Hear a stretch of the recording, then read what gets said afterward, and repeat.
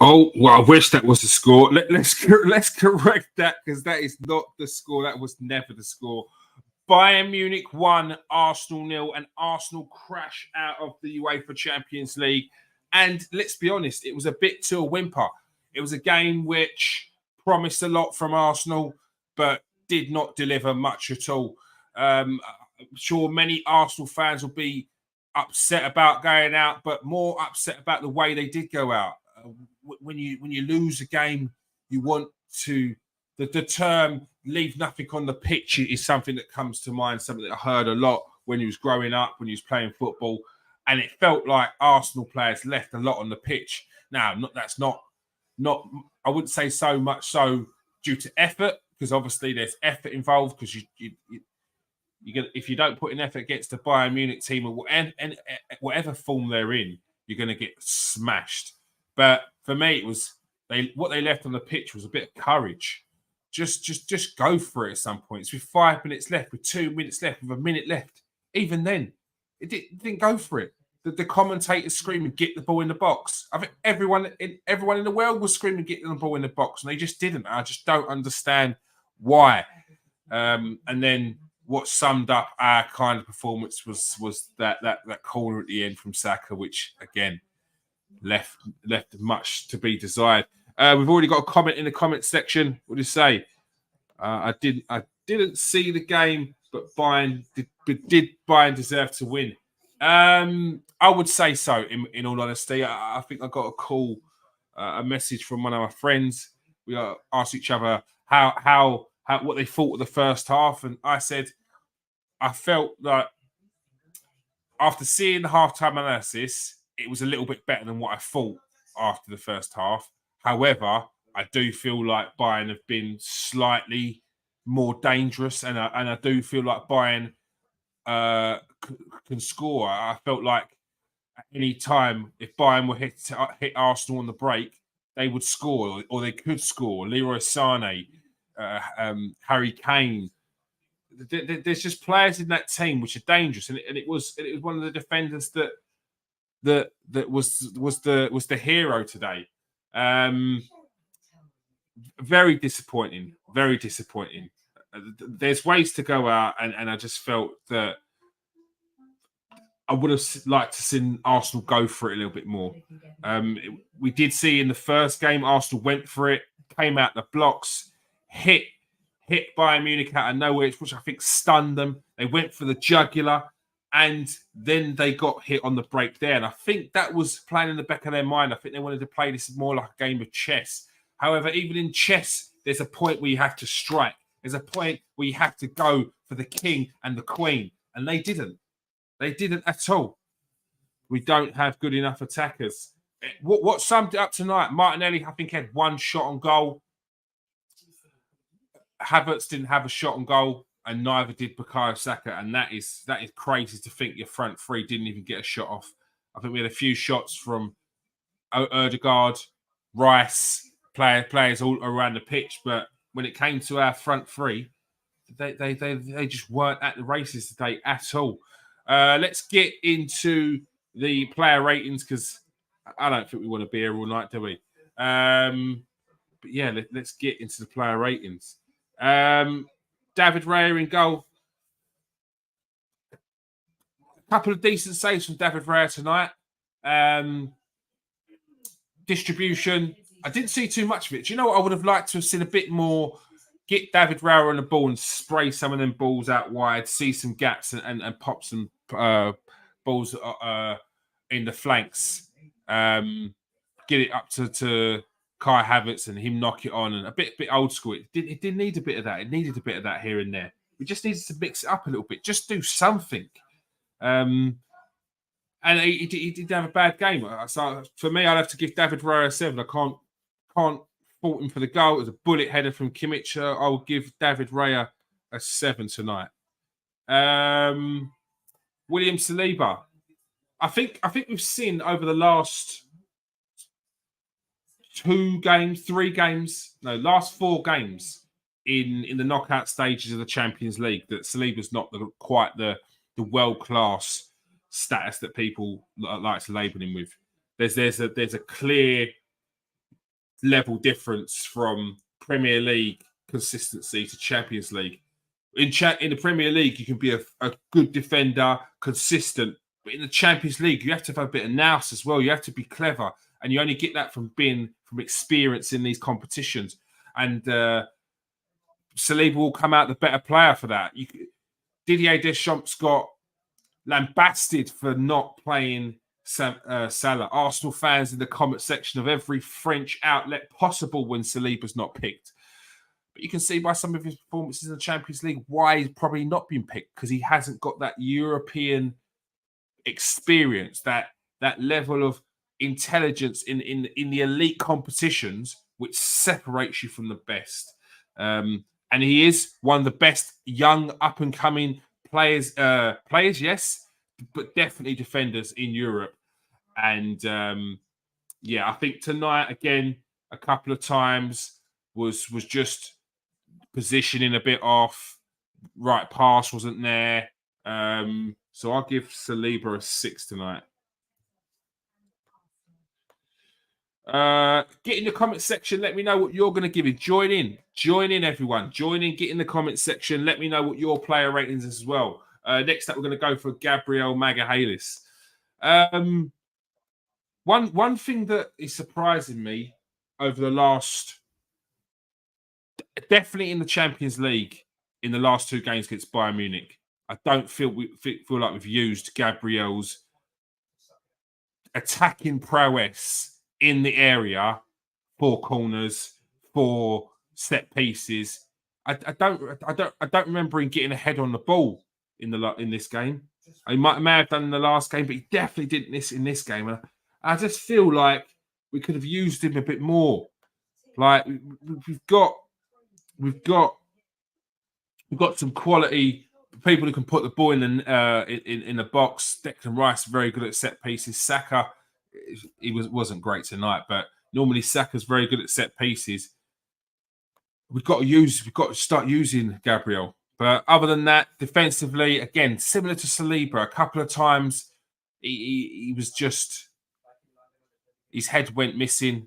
I think there was a one key mistake where he was very lucky as well. But then again, on the flip side, he did get a nice couple of blocks in as well. So for that, I think I'll give Gabriel Magalhaes a 6 as well. Tomiyasu. Tommy came back. He didn't play in the first leg, which I think done us over. But if we're honest, is tonight's performance show you why he potentially didn't play in that first leg? Because if that's a week earlier, a week less fitness, maybe it shows.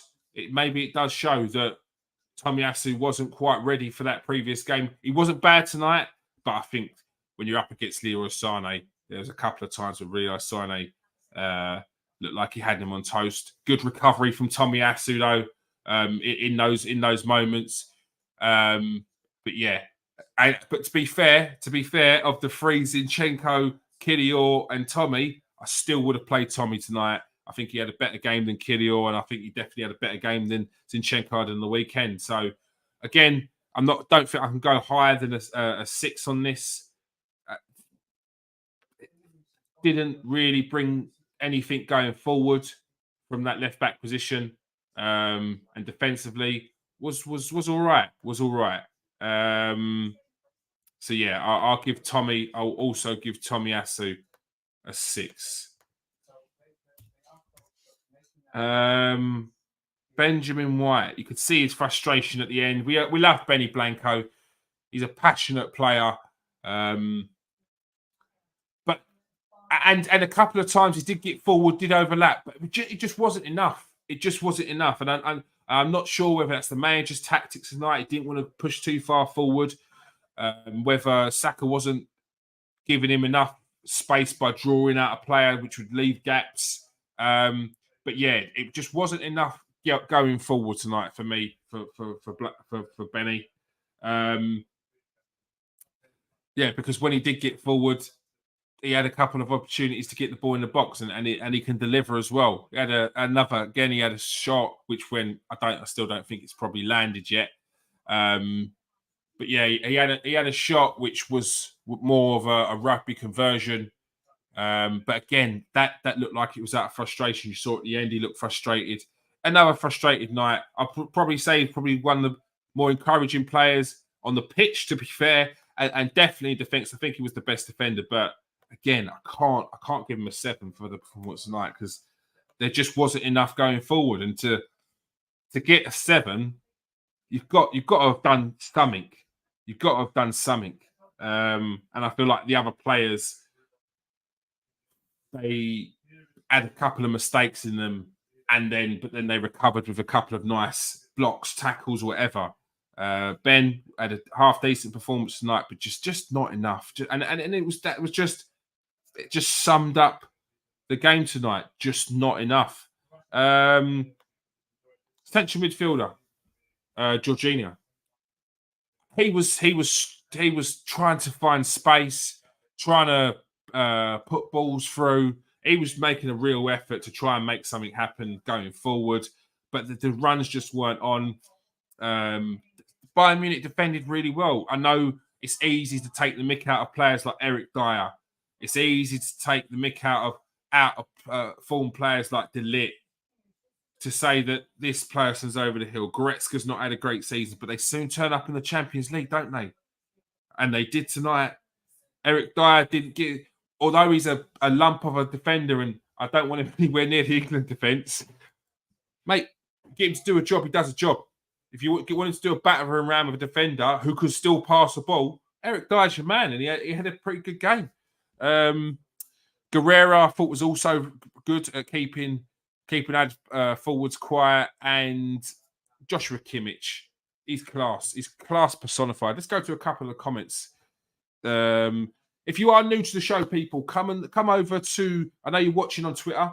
Do us a favor, come over to KS1 TV on YouTube, smash that subscribe button, all right? I would appreciate that. But let's go to a couple of comments. Simon says, touch your nose. Boom, boom. I think the manager unleashed the shackles at the wrong time this season. Probably should have done it in February. Some of our players look tired. What are you saying? Like in a 400-meter race? No, not in like a 1,500-meter race. He went too early. He bolted too early. Is that what you're saying? I'm not too sure. I think when you get into this stage of the season, if you're in the quarterfinals of the Champions League, if you're in a title race, it's not just physical fatigue; it's mental fatigue. Like, it's the concentration, it's the worry, it's the adrenaline rushes up and down. And that's why I think people said last season we can't keep winning these games 4-3, coming back from 2-0 down to win them, because it will do too much to your adrenaline. It's, when they say kids are overstimulated because they're too much and they're just too excited, they're crazy. That's a bit like what Arsenal players will be like. It's just too much up and down, too much up and down. You're drained. But yeah, I think being in the latter stages of the competition, being in the title race, that's where I think you're seeing the fatigue. I think they've still got it in their bodies, 100%. Yeah, it's just a shame. You know what the headlines are going to be, don't you? 2 days and season's over. Season's been over in 2 days. It's not over. And there is definitely no fat lady singing. Let's go to the next comment. The fact that this young team managed to get to the quarterfinals and had to play one of the elite football clubs on the planet, it's a learning experience. It certainly is. Did you see enough from Arsenal this season to think they could push on from here and go on 2 steps forward next year? 100%. Yeah, it's definitely, for me, I think you're seeing progression each year. And one thing you're seeing from Mikel Arteta is a manager who's learning on the job. And I know people criticise that, but also a manager who's learning game to game. In the Porto game, we went cautious in that first leg. It didn't work.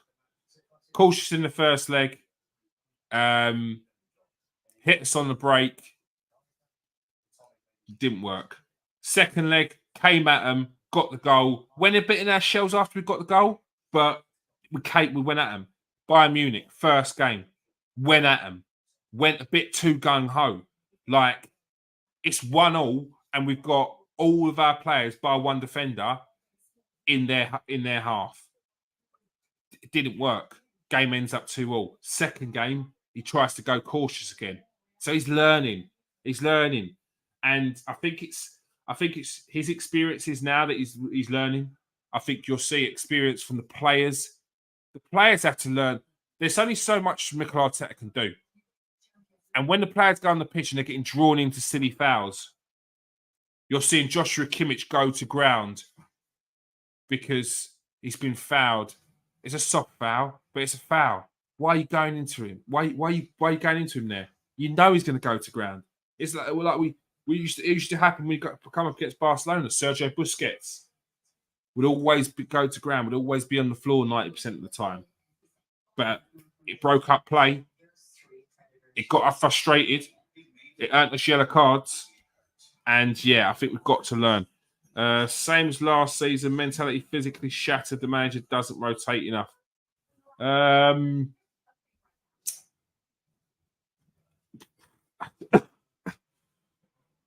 Yeah. I still think the drop-off is quite big. I agree with you. He doesn't rotate enough. I definitely agree. But I also think that we had a large part of the season. Look, remember at the start of the season, we had Fabio Vieira started off well, coming off as a sub, looking like he could potentially have a good season. And at that time, people were beating Kai Havertz with Fabio Vieira's performances. They were saying, "Oh, this is what I expect of Kai Havertz. Look at Fabio Vieira. Look at Fabio Vieira. Gets injured. Is out for like 3 months."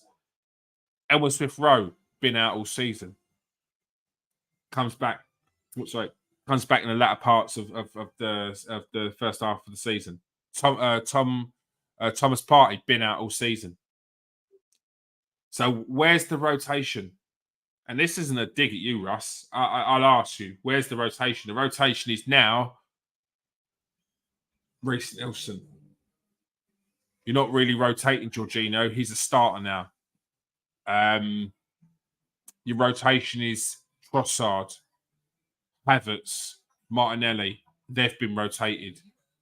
Zinchenko, Kiwior, Tomiyasu's been out. So I think there's been more rotation from last year. I think we've been unlucky with the time of the injuries, the players specifically who have been injured at those times as well.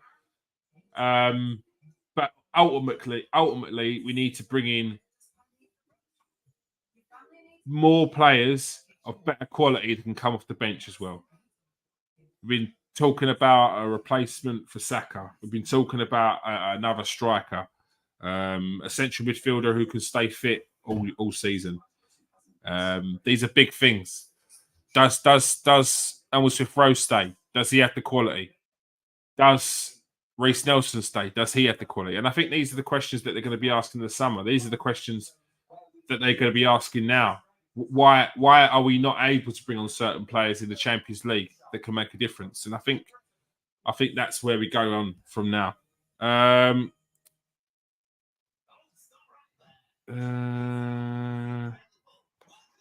Now comes the excuses. Well, what have you got to say to yourself, Corey? We don't need you. Now comes the excuses. We need what have you got to say? Yes, Con, how you doing? Good to hear from you, mate. You should come and join me, mate. You can come and join. We've got 355 watching at the moment. If you come and join, we'll have about 1,000. Jump on. Where's Thomas Partey? Was his token gesture on bringing him on the bench?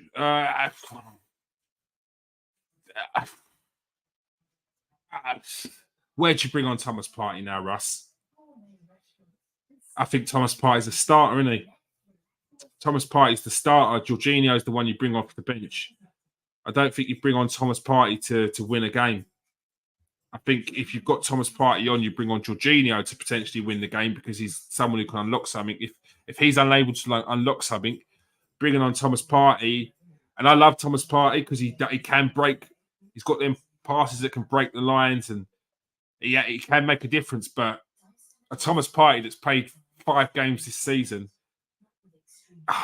for me, that's a big risk to bring him on. You don't know what Thomas Partey can get. Look, a couple of games ago, Thomas Partey came on and was a 20-minute cameo. Looked like the Thomas Partey that we had last season in the first half. The last 2 games that he's come off the bench looks like a Thomas Partey who started off his career at Arsenal. Couldn't touch like Jack the Ripper. Passing's off, movements off, positioning off. Yeah, I think Thomas Partey needs a run of games. I don't think he's going to get that season. Unfortunately, I think Thomas Partey's time is done at Arsenal. Unfortunately, said it once before when he wasn't all the rage. Osimhen, and I was laughed at. Nobody is laughing now, are they? Corey, who the hell was laughing at you about Victor Osimhen?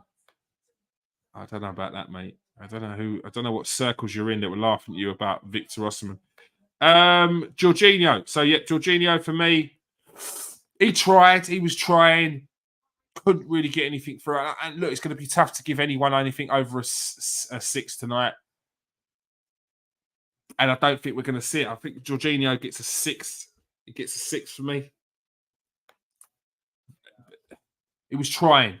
Declan Rice, another player who was trying, putting in some half decent tackles, but just not. And I think, like, again, another player who's had an excellent season, and he will get better and better and better every single season we play. Every season he plays in the Champions League. This is the kind of player that when he hits 29, he's going to be one of the best. But again, it's another player who needs the experience of the Champions League to get that little bit of extra. This is what I mean when I talk about world-class. People throw that loosely. Declan Rice has put in some phenomenal performances this season. But that world-class tag, just it's those little extra bits. And people can dig me out all they want, but no one even questions people like Kevin De Bruyne being that level. No one questions Bernardo Silva being that level. Like, you don't question Rodri being that level. And the difference is clutch moments. The difference is those moments in those games that are gonna get you beyond the line. And this is not a dig at Declan Rice, because I think he's a phenomenal player and he's been one of the signs of the season. But yeah, effort 20, work rate 20. I don't think he didn't get enough of the ball, wasn't on the ball enough, and as a number 8 wasn't what we needed tonight. Martin Odegaard, I can't knock this guy. I think he is a leader personified. On the pitch, he is an absolute marvel to watch. But his work rate, his desire, he leads by example. He is Roy of the Rovers. He is Roy of the Rovers. 100%. Reminds me of a player I've been defending staunchly for the last week in David Beckham. Not in type of play, because Odegaard reminds me of a Dennis Bergkamp, but that Roy of the Rovers player works hard. He's got phenomenal technique, can score a goal, can set up a goal. This is him. This is Martin Odegaard. And can I give him anything over a 6 tonight? I can't. But was he better than all the other midfielders? Yes, I think he was the best of the midfielders. Dropping his shoulder, dipping and diving in and out. He's a joy to watch. And anyone that really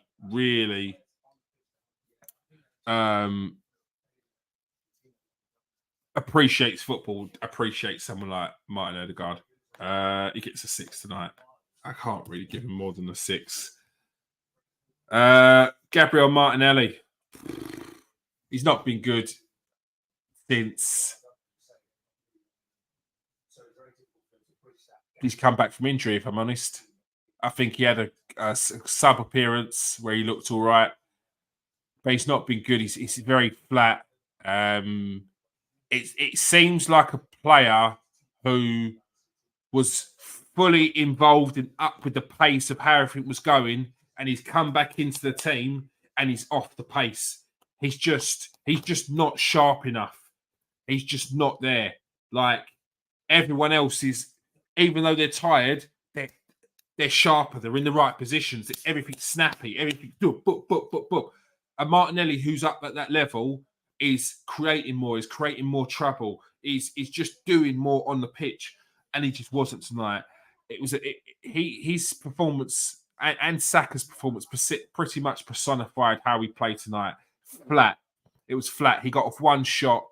A flat performance. Positionally, he was just never in the right position. It never felt like he's off the pace. He's not. I don't think he's match fit. Was he the right person to start? I don't know. Gabby Jesus for me. Gabby Jesus. Just because of what he's done in the Champions League so far. And he has those moments. and Martinelli also can have them moments, but he's just not been fit since he's come back. And for me was poor. Was poor, maybe harsh. He was a 5 tonight for me. Gabriel Martinelli, he gets a 5. Let me quickly go for a couple of more for these. Saka, Odegaard, Rice, White, they looked absolutely dead on their feet. They don't have competition on the same level, and that's why we've rarely on them to play every game and look at the outcome. Yeah, I know what you mean. We didn't even look like scoring. We didn't. And for me, Bayern Munich always looked like scoring. Smash that like, people. If you're watching on Twitter, do me one favour. Smash the like on the Twitter page at least, or smash the like on the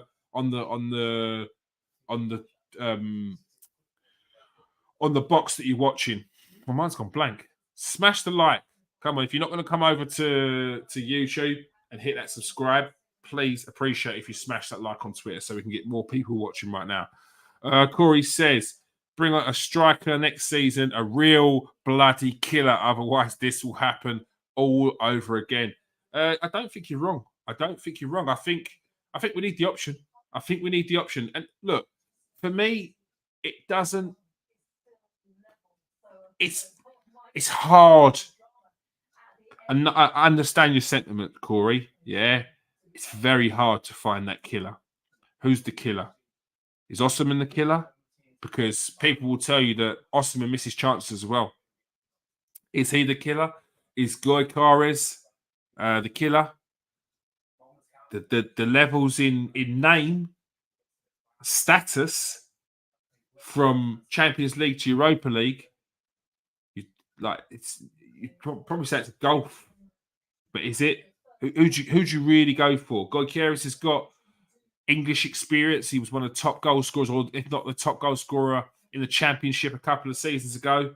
You could see year by year he's progressed as a striker, as a player. He's going to cost a hell of a lot less than Osimhen. I think there's someone out there. I just don't think he's quite the killer that you're looking for, Corey. And I say that because there's not many of them out there. The ones that are, we played against one of them tonight, Harry Kane. The other one, Lewandowski. The other one, Mbappe. Salah. There's killers. Killers just, they ain't about that much, mate. They ain't about that much. And if they are, they cost 150 million. Then that's the problem. You've got to get that killer before he's the killer. You got to itchy the killer, mate. You got to find him before he's the big name, and that's where you got to take your risk. That's where your scouting department comes in. I think we do it. I just don't want Arsenal fans to be too disheartened about this. First time back in the Champions League in years. Quarter-final knocked out by Bayern Munich by 1 goal. It's not an absolute disgrace, is it? It's not a disgrace, which people sell it as. People try and tell you that Arsenal have bottled it. Don't listen to that bullshit. Don't let them draw you into that nonsense. Curtis has just said he wasted his money on someone like Rice. Oh my God, Curtis needs to stop, doesn't he? What a reach. Rice, fantastic player, but his game is, but his game is all about energy, power, so not much about vision and technique. He doesn't have the bottomless tank though, and it looks like his effort has caught up. I think that's a fair assumption, Galvo, of what I basically said tonight, mate. But you summed up a little bit better. I think that Rice needs someone next to him. And I think that's why Rice would work brilliant with Partey. Because although it seems like you're playing two DMs, Partey's got that in him to unlock a defence with a ball like that. Ideally, you need someone who's a bit more crafty, a bit more lighter on their feet, a bit more mobile, someone who's got a real good pass from deep. Ideally, like a Michael Carrick, you know what I mean? Like that. You need someone, Santi Cazorla, when he decided to play a central midfielder rather than attacking midfielder and winger. That's what you need.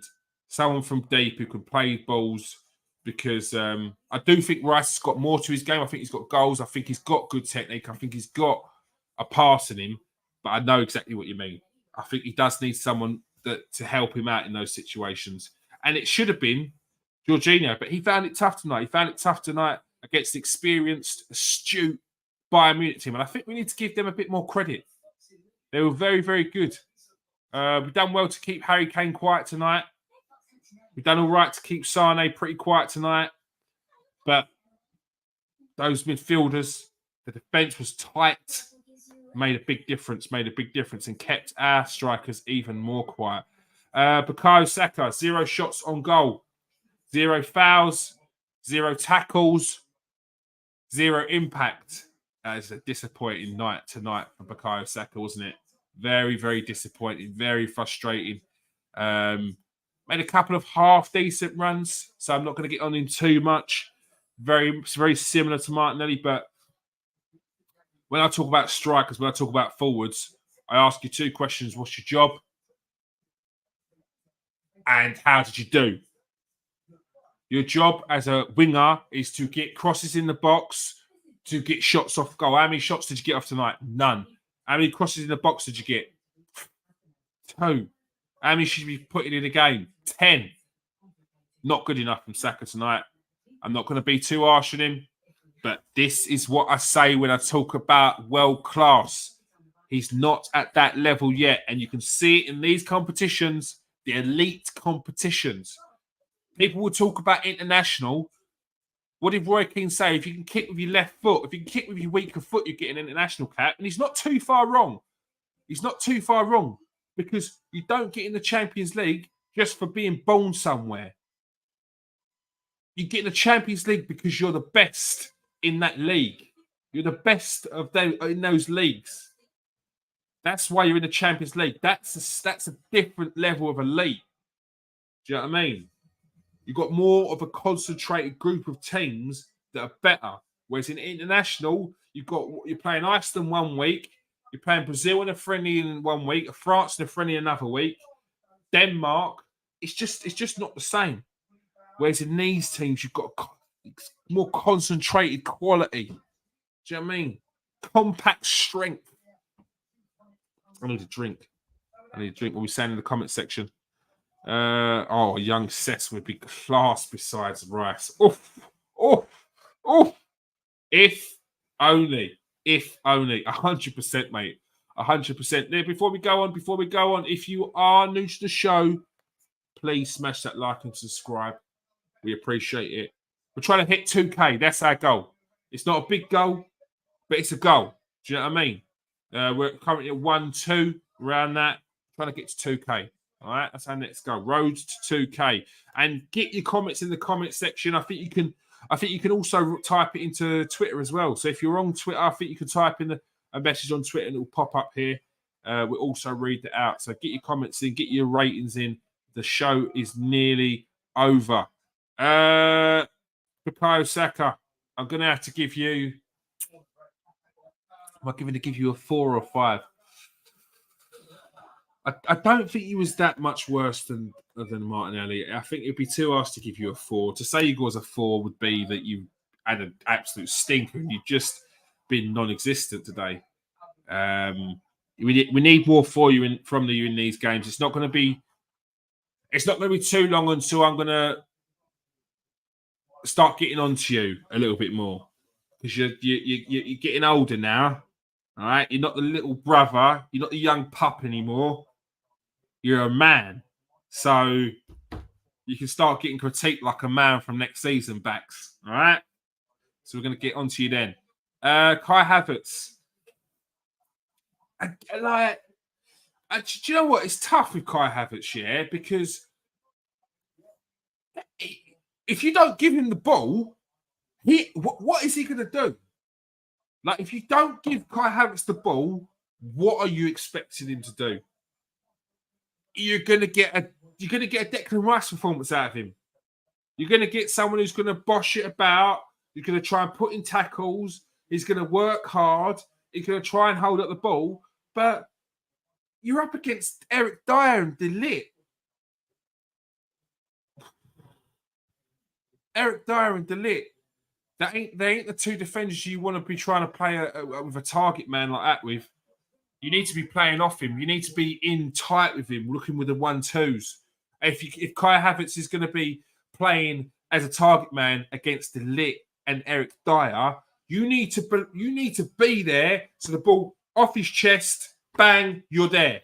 Looking for the 1-2s, he can spin off maybe. That's where you're going to find space against Eric Dyer and De Ligt. When you're quick, if you've got Kai Havertz who's got to hold up the ball, look for a man, then pass it off. Like, you're playing into their hands.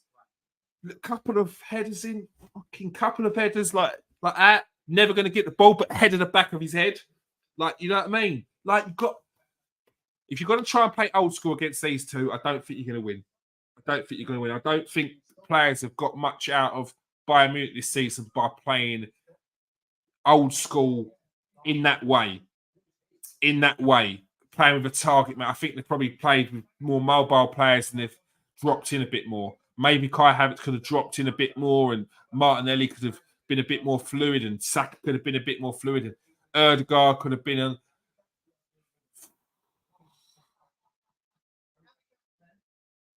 but it wasn't. And I'm going to have to give him the same score as I give Martinelli and Saka because it just wasn't enough. It wasn't poor, but it just wasn't enough. There wasn't enough. He didn't get the ball much. When he did get the ball, it wasn't. Thank you very much. It wasn't enough. I'm thinking back. I really want to give Ødegaard. I'm thinking back at all the things I'm seeing here, and I really want to give Ødegaard a little bit more of a score, but I can't. I don't do halves. I only do pints because I'm a man. I'm joking. Toxic masculinity. Apparently. No, we won't get into that. What should you say? We should have stuck to our game plan in the home game. We played stupidly high line. No, it was stupid, Russ. It was stupid. You can't play that high line against Leroy Sané. You can't. We were so lucky. We can't play that high line against Leroy Sané. It would have been on. They would have had us on toast if we'd have played that high line against Leroy Sané.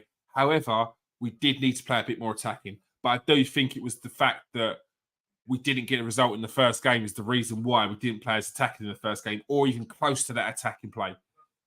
Because I felt like he tried to play it like a game of chess and it's very hard if you're not got enough chances to then, in those moments, be relaxed enough to take those chances.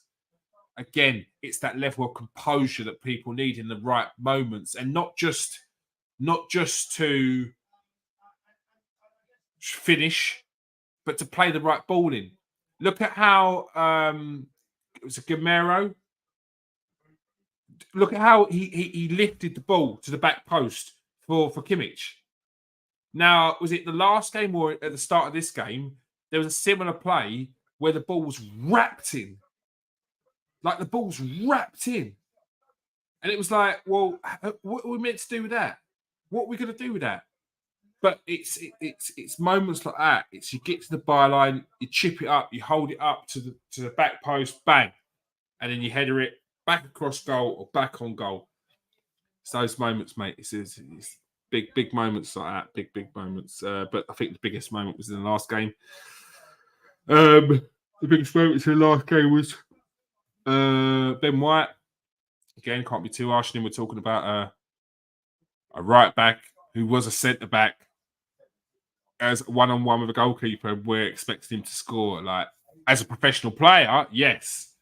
Because if he was up against me on a Sunday league or a Saturday league game and he's played for Arsenal, he did a little one of them ones. Oh, I know Ben White, I'm going to get him to play. You know he's tucking that in top bins. But it's these moments. It's these moments. Let's start with Gabby Jesus. I thought he made a big effort when he came on, Jesus. You can see I think got a yellow card as well in the end. Yeah, much ado about nothing, really, if I'm all honest. Much more of nothing. Promised a lot, gave a little. And that's not for want of trying, because he did put in an effort. But Bayern Munich were just very, very, very experienced tonight, and I think they've done one over on us. They fully hustled us. They weren't interested in the league this year. They were only interested in the Champions League, and we got hustled. We got hustled by someone who pretended they had a bad back, and as soon as they come, they're doing breakdancing. Do you know what I mean? Like, yeah, Bayern Munich were very, very, very, very clever. It was like a Porto on steroids. That's all it is from Jesus' effort. He can't do what he's brought to do, which was score goals. He's too many injuries as well, man. There's too many injuries with him. Last season, we were missing him for 3 months. This season, same again. Although the time scale has been broken up a little bit more, it's still probably about the same amount of time that we've been missing Gabby Jesus this season, and we can't rely on a player like that. It's a shame because I really like Jesus. He's got a lot of good going for him, but I agree, the finishing's not good enough. Leandro Trossard came on, didn't do anything really, if we're honest. Didn't really do anything. Didn't weren't the super sub tonight. It's not a dig.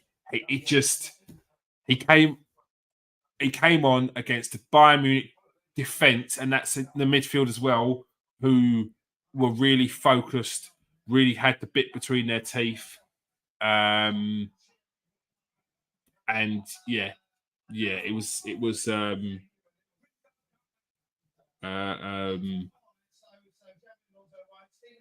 he didn't really do anything. He tried, but there was no.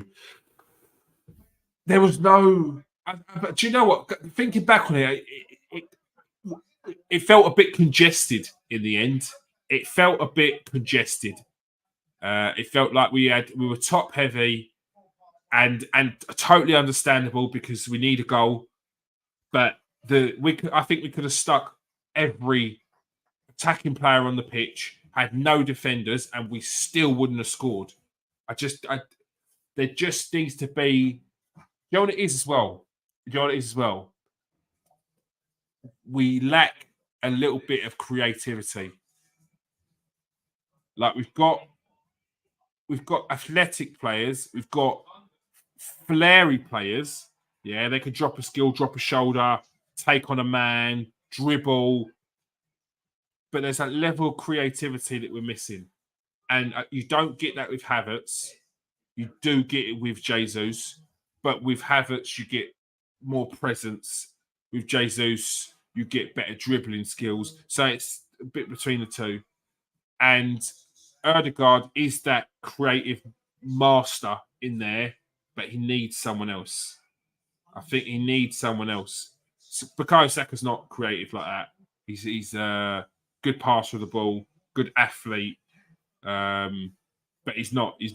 That's not his game. He's not a creative kind of player. He can create stuff. Let's not get the two twisted, people. That's not the same thing. David Silva is a creative player.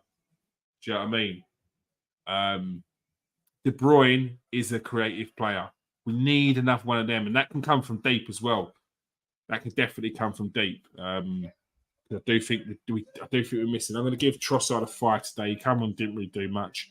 Who else came on? Eddie Nketiah. There's no point in giving him a score. It'd be too harsh. Don't think he touched the ball. Mikel Arteta. Okay, the lineup tonight. I thought it was a solid lineup. Personally, I would have started Jesus because I've not seen anything from Martinelli since he's come back to say that he should be starting. I think that we were too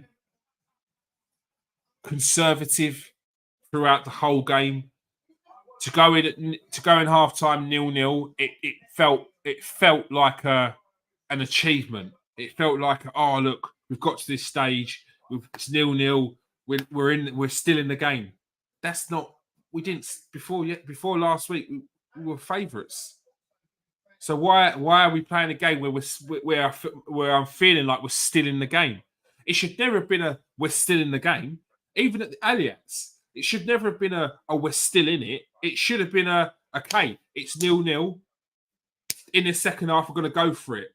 We've got to be clever, but not to be hit on the break, but we're going to go for it. It should never feel like we're a championship team versus a Premier League team in the FA Cup. And it felt like that tonight. And I don't want to go back to that because, yeah, I think now, I think we've earned the right to, even though teams will be better than us, Real Madrid, Man City are better than us, but we don't go into games against Man City now going, oh, we're still in it. We don't go into games against Liverpool go, oh, we're still in it. We go to give them a game. And I think we should have given Bayern Munich a game tonight. And I think if we did, I would have felt a lot better. Even if we went out, I would have felt a lot better. But this feels a little bit empty. It feels a little bit like, meh. So for that, I'm going to give Mikel Arteta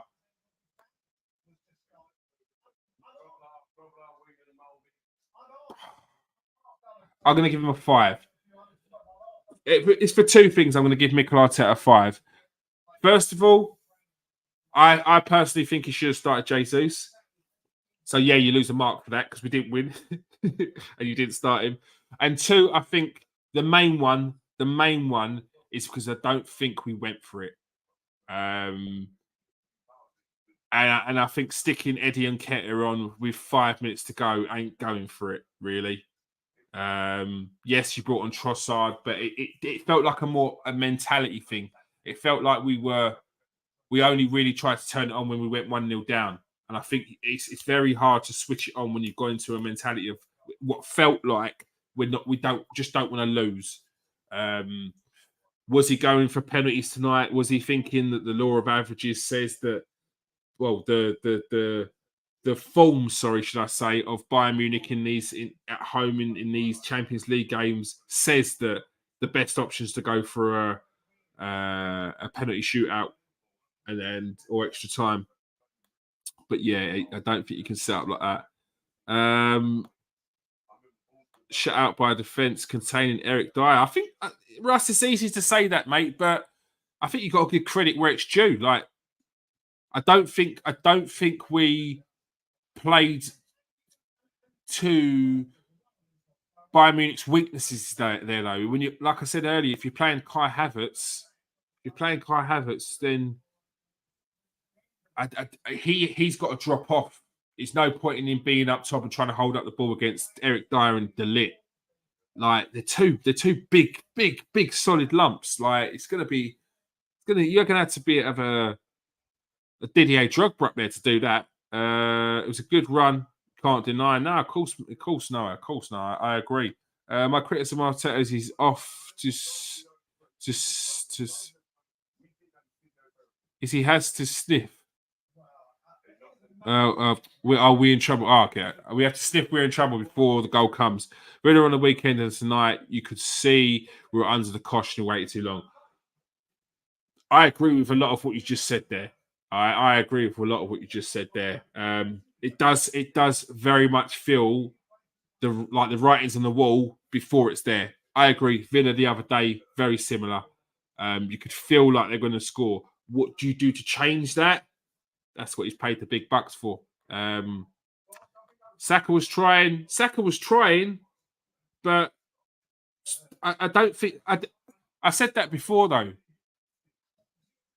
Well, I said it before. I said you want to come out for these games like you've left nothing on the pitch, and I said I feel like the team left something on the pitch, not through effort, but for the fact I said in the end I said through courage because I said I felt in the end I didn't go for it enough. And Noah trying's one thing, mate, but come on, you stick me on an Arsenal shirt in the Champions League against Bayern Munich, and I will try to the point I'm throwing up, mate. Trying is not even a attribute. Like work rate, yeah, but we've got to expect more than that. We've got to expect more than that. Got to expect more than that from a player of Saka's caliber. I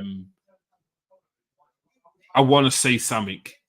No shots on goal. No shots on goal. No fouls, no tackles. Like there was big moments of the game where he just wasn't in it. He just wasn't in it.